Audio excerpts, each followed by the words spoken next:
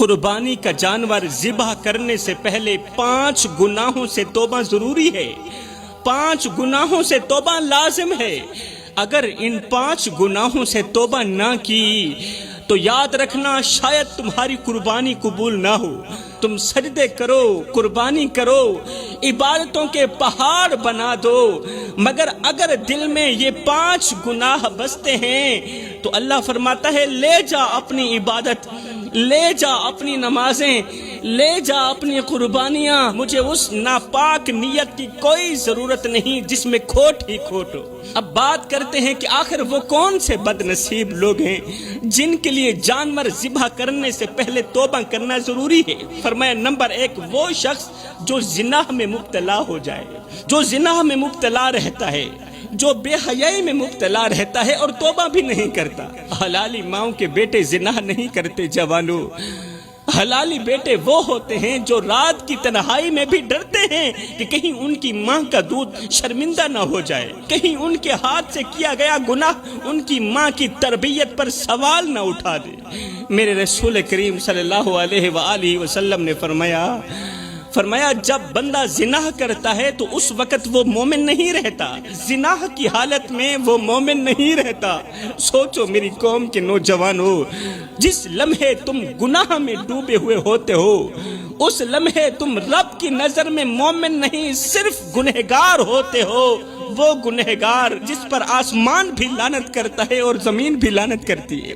تو فرمایا یہ تو ہو گیا پہلا انسان جس کو قربانی کا جانور ذبح کرنے سے پہلے توبہ کرنا ضروری ہے۔ اب بات کرتے ہیں دوسرے انسان کی جو جانور ذبح کرنے سے پہلے توبہ ضرور کرے ورنہ اس کی قربانی قبول نہیں ہوگی۔ یہ وہ انسان ہے جو غریب کے سامنے اپنی دولت کی نمائش کرتا ہے، غریب کے سامنے اپنے پیسے کی نمائش کرتا ہے۔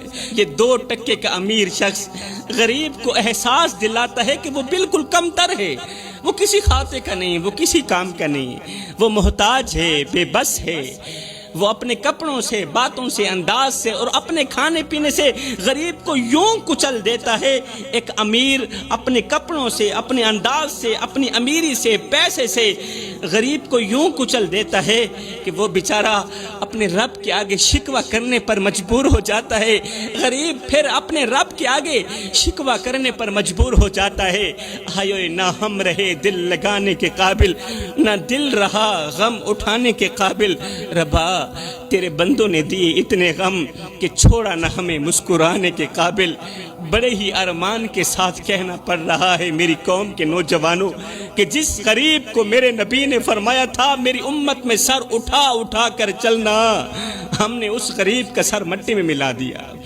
وہ غریب جسے سہارا دینا تھا، جس غریب کو ہم نے سہارا دینا تھا، ہم نے الٹا اس کے کندھوں پر بوجھ ڈال دیا۔ ہم نے جب بھی لوٹا اسی غریب کو لوٹا جو پہلے ہی قسمت کا مارا تھا۔ ہم نے کبھی اس کے ہاتھ کا نوالا چھینا، کبھی اس کے بھوکے بچوں کی روٹی پر ڈاکہ ڈالا۔ ہم نے غربت کو گناہ سمجھ کر غریب کے وجود پر لعنت کی۔ ہمارے شہر میں جب بھی کوئی قافلہ نکلا نعرے امیروں کے لگے اور آنکھیں غریبوں کی نم ہوئی۔ جب بھی کوئی خیرات بانٹی گئی تو تصویر امیروں کی آئی اور قطار میں غریب کھڑے رہے۔ ہم نے جو روٹیاں غریبوں کو دی ان پر بھی اپنے نام کا ٹھپا لگا دیا، اور ہم نے جو دروازے کھولے ان میں تالا بھی لگایا کہ داخلہ صرف امیروں کا ہے، غریبوں کا داخلہ بالکل بھی نہیں ہے۔ میرے رسول کریم نے فرمایا تھا کسی یتیم کے سر پر شفقت بھرا ہاتھ رکھنا، کسی یتیم کے سر پر شفقت بھرا ہاتھ رکھنا، لیکن ہم نے الٹا یتیم کے ہاتھ میں کشکول تھما دیا۔ ہم نے اس کے دروازے پر جا کر کھانا دینے کے بجائے الٹا اس کا دسترخوان چھین کر کہا کہ تم بس ہمارے ہی رحم پر جیو، ہمارے ہی رحم پر رہو۔ ہم گواہ ہیں اس جرم کے جس کا انصاف صرف عرش والا کرے گا، اور اس دن نہ مال کام آئے گا، نہ شہرت کام آئے گی، نہ عزت کام آئے گی۔ اس دن ہم سب کے چہرے جھکے ہوئے ہوں گے اور صرف وہی غریب کا چہرہ اٹھا ہوا ہوگا، وہی غریب سر اٹھا کر کھڑا ہوگا جس کا دل ہم نے ایک بار نہیں ہزاروں بار توڑا۔ خدا را میری قوم کے نوجوانوں، کسی کا دل اتنا مت دکھاؤ کہ وہ اللہ کے سامنے تمہارا نام لے کر رو پڑے۔ خدا پاک کی عزت کی قسم، اگر وہ اللہ کے سامنے تمہارا نام لے کر رو پڑا تو یاد رکھنا تمہارے لیے بہت بڑا مسئلہ بن جائے گا، تم بہت بڑی بلا کے منہ میں آ جاؤ گے، اس لیے کہ اللہ کا ترازو تو صرف انصاف ہی تولتا ہے۔